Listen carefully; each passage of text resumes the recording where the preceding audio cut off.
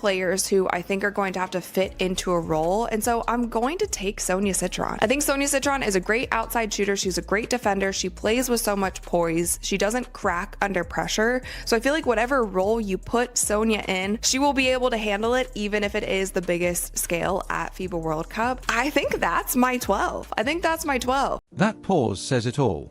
She knows her next words will annoy a lot of people, and she's right. Leaving Alyssa Thomas off a Team USA roster while keeping players who barely played at the 2024 Paris Olympics is exactly the kind of opinion that sets the comment section on fire. But here's why this conversation matters. Rachel is putting together her projected 2026 FIBA World Cup team right now, in December 2024.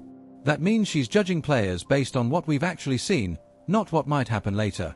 With Team USA camp happening this week at Duke, and Caitlin Clark finally healthy and back to full 5-on-5 action after her ankle injury, the timing for this debate couldn't be better. Look at the team that was selected for the 2024 Paris Olympics, and the biggest news out of that was that Caitlin Clark was not selected for that team. And for the Paris Olympics, as you guys can see here, it's a lot of veteran players. It's even some legacy players, like Diana Taurasi actually didn't even play in that championship game, but she was still selected for Team USA. Now, again, I feel like that selection was not based on Diana Taurasi's skill. Now she has retired since then, but it was based on her. Let's start with the base of the argument.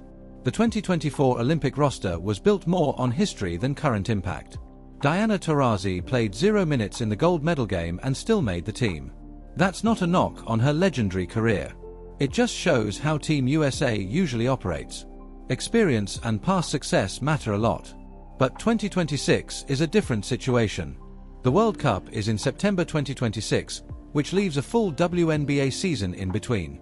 The players who ruled in 2024 may not be the same ones dominating in 2026. Players age. Bodies break down. New stars rise. Rachel is judging based on December 2024 play, and that's actually the smart approach because it separates real production from reputation. So, of course, I would include A'ja Wilson on my 2026 FIBA World Cup team. So A'ja actually won MVP at the 2022 FIBA World Cup. She also won MVP at the 2024 Paris Olympics. She just won the WNBA Finals last season. She won Finals MVP last season. She also won regular season MVP last season. Like, A'ja Wilson currently is the best player in the WNBA. She's the most dominant player, and of course, I would be selecting her. The obvious selections are exactly who you'd expect. A'ja Wilson just won her 3rd MVP, her 2nd Finals MVP, led the Aces to another title, and was dominant in Paris. She's clearly the best player in the world right now. Nafisa Collier finished 2nd in MVP voting, carried Minnesota to the finals, and has turned into the most complete two-way player in the league. Breanna Stewart is still elite even after New York's playoff letdown. Jackie Young was essential to Las Vegas and gives you flexibility on both ends. Sabrina Ionescu is one of the best shooters alive and already proven internationally. These 5 are the core, and there's no real argument there. The controversy starts with Rachel's 6th pick from the Olympic group, choosing Kahleah Copper instead of Alyssa Thomas, and this is where people are going to lose it. I'm going to take Kahleah Copper. Now, if I take Kahleah Copper, that means that I am not taking Alyssa Thomas. But if you do look at some of the statistics from the Olympic Games, Kahleah Copper was actually playing significantly more minutes than Alyssa Thomas. And yes, Alyssa Thomas in the WNBA, she is a powerhouse. She currently holds the record for triple doubles in the WNBA. She is like a brick house on offense and on defense. She's a Swiss Army knife. She can do multiple things when she's on the court, but Alyssa Thomas is nearing the end of her career, and I do think when it comes to international play, Kahleah Copper is a better fit. She can play the guard position. She can also sometimes move into that small forward position. And Kahleah Copper played significant minutes for Team USA. She put up decent numbers there, and I feel like she's just a better pick at this point in time. But when you look closer, the logic isn't crazy. At the 2024 Olympics, Copper played far more minutes than Thomas. That's a fact. The coaches trusted Copper more in that setting, even though Alyssa is arguably more impactful in the WNBA. Thomas owns the league record for career triple-doubles. She can guard multiple positions, run the offense, and control the boards. In the WNBA, she's irreplaceable. International basketball is different. It's quicker, more spaced out, and puts more value on perimeter play and shooting. Copper fits that style better. She can play either wing spot, hit threes, and switch defensively. And here's the uncomfortable reality. Alyssa is 32 now and will be 34 by 2026. Time always wins. She's great today, but assuming she'll be at the same level in 2 years takes optimism. Copper is 30, still in her prime, and her game translates more cleanly to international play. So, of course, we are bringing Caitlin Clark to the 2026 FIBA World Cup. Caitlin Clark should have been on that 2024 Olympic team, not only because she was good enough, she was better than some players who played on that 2024 Olympic team, but also because just having her on that team obviously would have broadened so many eyes to the women's game on a global scale. But most importantly, Caitlin Clark is currently the best point guard in the WNBA. Even only playing 13 games last season, she is still the best point guard in the WNBA. Now we get to the exciting part. Caitlin Clark is the clear addition. Honestly, her absence from the 2024 Olympic roster still makes no sense. The reasoning was experience, chemistry, and sticking with veterans. But let's be honest about what followed. Clark's rookie season blew past every expectation. She averaged 19.2 points and 8.4 assists, led the league in assists, broke the rookie scoring record, and dragged Indiana from the lottery into the playoffs. She became the best point guard in the league in just 13 games. Not one of the best. Purely from a basketball standpoint, she was better than several guards who made that Olympic team. Chelsea Gray was coming off injury. Jewel Lloyd is excellent but doesn't offer Caitlin's playmaking. Leaving her off wasn't about basketball. It was about politics, hierarchy, and protecting established roles. Going to be the backup point guard to Caitlin Clark. Now, the next player I'm going to take is Paige Bueckers. I think that she would be the perfect backup shooting guard for this FIBA World Cup team, and she's been playing really well in training camp. And next up, we are taking Aaliyah Boston. And Aaliyah Boston is somebody who has improved so much over the past 2 seasons. And when you think about her defense as well, I feel like Aaliyah Boston is the toughest defender on A'ja Wilson. Like, that is the toughest battle that A'ja has during the season, is Aaliyah Boston. So not only on the offensive end, but also on the defensive end, I feel like Aaliyah Boston would be the perfect newcomer to this Team USA squad. And now I have 2 roster spots left. And if we look at the 2024 Olympic squad, they took 6 guards and they also took 6 forwards, but they had Kahleah Copper as playing both the guard and the forward position. And if we look at this team training camp roster of the forwards that I have left, Lauren Betts, I don't think she's ready. Aaliyah Boston, I'm definitely taking. Cam Brink, I also don't think Cam Brink is ready. And again, this is talking about if I was selecting my team at this point in time. Cameron Brink is just coming off of injury, and I still want to see more from her before taking her. Then we have Brittany Griner. I think Brittany Griner is well past her time. I think that was also a legacy pick for the 2024 Olympics. I wouldn't be selecting her for World Cup. And then we have... This is where Rachel's roster really gets interesting.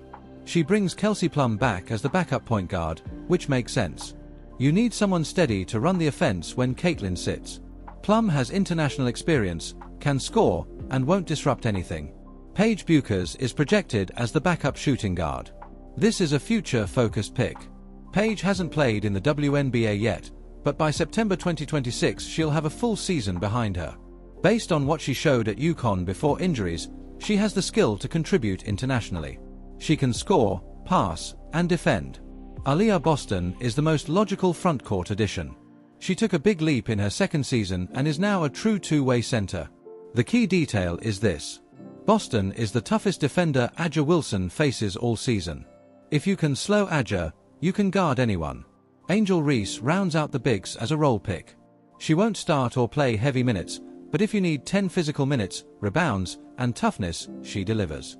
She averaged 13.6 boards as a rookie, and that translates anywhere. So I'm going to take Sonia Citron. I think Sonia Citron is a great outside shooter. She's a great defender. She plays with so much poise. She doesn't crack under pressure. So I feel like whatever role you put Sonia in, she will be able to handle it, even if it is the biggest scale at FIBA World Cup. I think that's my 12. So my starting lineup, I have Caitlin Clark at point guard, Jackie Young at the 2, Brianna Stewart at the 3, Nafisa Collier at the 4, and A'ja at the 5. And then coming off the bench, we have Sabrina Ionescu, Kahleah Copper, Paige Bueckers, Aaliyah Boston, Kelsey Plum, Angel Reese, and Sonia Citron. So the Sabrina Ionescu versus Alyssa Thomas debate is where philosophy comes in. Rachel admits she struggled with this choice, and it's easy to see why. Alyssa is the more complete WNBA player. She does everything and makes winning plays that don't show up on stat sheets. But Rachel is building for international basketball. Her system is fast pace, spacing, shooting, and athleticism. Sabrina fits that better. She's an elite three-point shooter with deep range and proven international success. With a closer three-point line and an emphasis on spacing, Sabrina's skills become more valuable. It's not that Alyssa can't succeed internationally. She can. But when the choice is between a non-shooting forward and an elite shooter who creates her own offense, the international game usually favors the shooter. Know how to win, veterans who have won on multiple levels, and I feel like this would be a really solid team. Like, I don't know who's beating this team, and I'm sure that there will be plenty of WNBA fans who will have issues with the players that I took, especially leaving a player like Alyssa Thomas off the list, leaving a player like Brittany Griner off. And honestly, you guys, I can't even lie, I was going back and forth when it came to Sabrina, but I do think even in this scenario, Sabrina is going to be another role player, but I kind of went back and forth. There's maybe a world where we could swap in Alyssa Thomas for Sabrina, and it also just depends on the kind of basketball you want to play, the lineups that you want to set. But for me, if I were the coach of this Team USA team, I would be running the floor, playing really quick, a lot of outside shots. And I feel like with the roster that I just put together here, I feel like this one is really, really solid. But of course, you guys let me know all of your thoughts in the comments below. Did I leave anyone out? Also, I do want to mention that there are some other players that I would maybe want to consider for my team, but they just weren't part of this USA training camp. So basically, the players that I was choosing from is either players that were on that Olympic team last year or the players at this training camp. But with that, you guys, please let me know all of your thoughts in the comments below. If you agree with me, if you don't agree with me, thumbs up this video. If you enjoyed it, click that little subscribe button because we upload new videos every single week. And with that, the final roster spot goes to Sonia Citron, and this is a classic role player decision. Sonia isn't a star and doesn't need the ball. She simply does her job. She shoots around 40% from 3, plays solid defense, and rarely makes mistakes. Players like that are vital internationally because they fit anywhere without disrupting chemistry. She developed at Notre Dame under Niela Ivey and entered the WNBA fundamentally ready. She stays calm, makes the right reads, and is comfortable off the ball. Compare that to players with more raw talent who are still learning, or defenders who struggle offensively. Sonia is the safe choice who won't hurt you. On a team full of stars, that matters. Now let's talk about who didn't make it, because that's where the real controversy is. Brittany Griner made the 2024 Olympic team, but Rachel leaves her off for 2026. If we're honest, it makes sense. She's 34 now and will be 36 by then. Her mobility has dropped, her offensive impact has declined, and younger centers like Boston have passed her. This isn't disrespect. It's reality. She's still solid, just not top 12 in the world anymore. Chelsea Gray is another tough omission. She's incredibly skilled, but she's 32 and coming off a foot injury that wiped out most of 2024. By 2026 she'll be 34, and point guards rely heavily on quickness. Her IQ is elite, but if her body can't keep up, it's a problem. Jewel Lloyd is excellent, but with a stacked backcourt, someone has to miss out. Clark, Young, Ionescu, Plum, and Buchers all fit the international game better. Lloyd is a scorer, and Team USA doesn't need another one. They need shooters and creators. Alyssa Thomas will be the most debated omission, and Rachel knows it. But with only 12 spots, fit matters. Copper's game translates better internationally, and that's the deciding factor. Look at the starting lineup Rachel built. Caitlin Clark, Jackie Young, Brianna Stewart, Nafisa Collier, and Aja Wilson. That group can run, shoot, defend, and match up with anyone. The bench gives you scoring, defense, rebounding, and versatility without weak links. Compare that to 2024, where legacy picks took up space. 2026 doesn't need thank you selections. It needs the best fit. The real question is whether USA Basketball is willing to make these calls. They've always valued continuity and veteran status. But the league is changing, the talent is deeper, and the gap is closing. If you were choosing today, would you take Alyssa Thomas or Kahleah Copper? Would you still take Brittany Griner?